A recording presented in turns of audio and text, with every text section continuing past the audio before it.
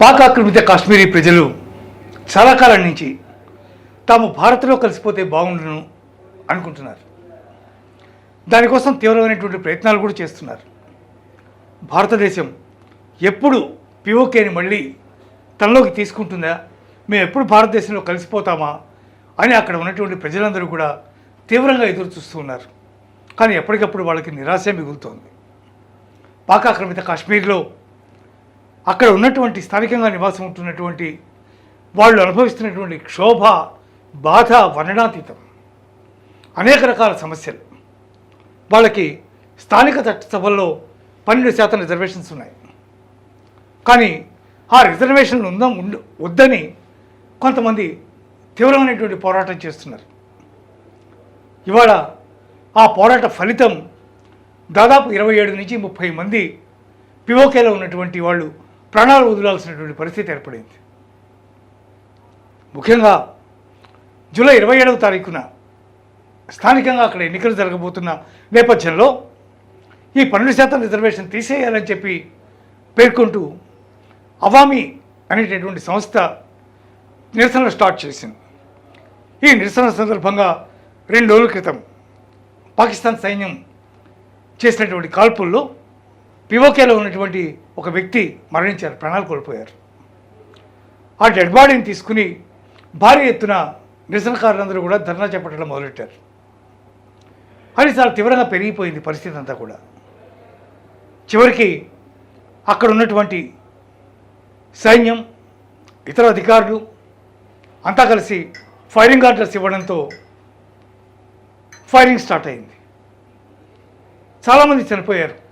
దాదాపు 200 మంది తీవ్రంగా గాయపడ్డారు. అక్కడ జరిగినటువంటి కాల్పులు, ఆ తర్వాత జరిగినటువంటి పరిణామాల మీద పాకిస్తాన్ మానవ హక్కుల కమిషన్ కూడా తీవ్రమైనటువంటి ఆవేదన వ్యక్తం చేసింది. అక్కడ ఉండే స్థానిక ప్రజలందరూ కూడా పాకిస్తాన్ సుప్రీమో సర్వసైన్యాధ్యక్షుడు అయినటువంటి మునీర్ని చాలా ఘోరంగా, చాలా తీవ్రంగా నిందిస్తున్నటువంటి పరిస్థితి కనిపిస్తోంది. మునీర్ ట్రంప్కు తొత్తుగా మారి ట్రంప్ ఏం చెప్తే అది చేస్తున్నాడు అనేది వాళ్ళ యొక్క తీవ్రమైనటువంటి ఆరోపణ.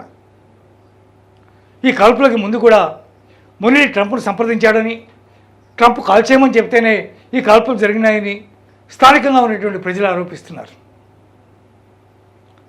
ఏదేమైనా ఓ ప్రొటెస్టు, ఓ నిరసన జరుగుతుండగా దాన్ని ఏదో రకంగా ఆపే ప్రయత్నం చేయాలి. కానీ ఆ చేస్తున్నటువంటి వాళ్ళ మీద కాల్పులు జరిపితే ప్రజాస్వామ్యం అనేది ఎక్కడుంది? మీరు పేరుకి మీకు ప్రధానమంత్రి, పేరుకి సైన్యాధ్యక్షుడు, అంటే పేరుకి అన్ని పదవులు ఉంటాయి, కానీ ఏది అమలు కాదు. సుప్రీమో ఏం చెప్తే అదే జరుగుతుంది. ఇరాన్లో మనం చూస్తున్నాం సుప్రీమో, అలాగే మునీర్ ఇక్కడ సుప్రీమో పాకిస్తాన్లో. ప్రధానమంత్రి సహా ఎవరు ఏమీ చేయలేనటువంటి దయనీయ పరిస్థితి. ఈ ఇంటర్నల్ పాలిటిక్స్, ఈ రకమైనటువంటి సమస్యలు, ఈ అణిచివేత, తమ మీద సాగిస్తున్నటువంటి దాష్టీకం, వీటన్నిటి దృష్టిలో పెట్టుకునే పిఓకేలో ఉన్నటువంటి ప్రజలు మేము భారత్లో కలిసిపోతే బాగుండు, ఎంత చక్కటి పరిపాలన జరుగుతోంది అనుకుంటున్నారు. అది ఎప్పటికి సాకారం అవుతుందో తెలియదు. కానీ ఇవాళ జరిగినటువంటి ఈ ఇన్సిడెంట్ మాత్రం చాలా తీవ్రమైనది, చాలా దారుణమైనటువంటిది. పాక్ ఆక్రమిత కాశ్మీర్లో ఉన్నటువంటి బయట నుంచి వలస వచ్చినటువంటి వ్యక్తులకి అక్కడ 12% రిజర్వేషన్ కల్పించారు. వాళ్ళు మంచి నిర్ణయమే. కానీ దాన్ని కూడా జరగనీయకుండా ఎవరో ఎక్కడి నుంచో వచ్చి ఆ పదములను కూడా మేము ఆక్రమించుకుంటాం, వాటిని తీసేయండి అని చెప్పి ఉద్యమం చేయడం ఏంటి? ఆ ఉద్యమంలో మీరు కాల్చడం ఏంటి? దాంట్లో పిఓకేలో ఉన్నటువంటి సామాన్య ప్రజలు చచ్చిపోవడం ఏమిటి? ఏమిటి అరాచకం? పాకిస్తాన్ అంటేనే అరాచకం. అందుకే ప్రపంచ దేశాల మధ్య ఇంత దయనీయ పరిస్థితుల్లో పాకిస్తాన్ నిలబడింది. ఒక్క ట్రంప్ తప్ప ఎవరైనా పాకిస్తాన్ని ఆదరించేవాళ్ళు, నమ్మేవాళ్ళు ఉన్నారా ఈ ప్రపంచంలో? ఎవరు లేరు. వాడి యొక్క స్వంత ప్రయోజనాలు కావాలి కాబట్టి ట్రంప్కి ఆయన IMF నుంచి అప్పులు ఇప్పిస్తాడు, కావాల్సి వస్తే స్వయంగా ఆయనే తమ దేశం నుంచి ఆయన సహాయం చేస్తాడు, లేదా ఇంకెవరికైనా రికమెండ్ చేస్తాడు. పాకిస్తాన్ వర్ధిల్లాలి, ఇది ట్రంప్ యొక్క నినాదం. అందుకే ఆసిం మునీర్ని, ట్రంప్ని అక్కడి ప్రజలు శాపనార్థాలు పెడుతున్నారు. కనీసం ఇప్పటికైనా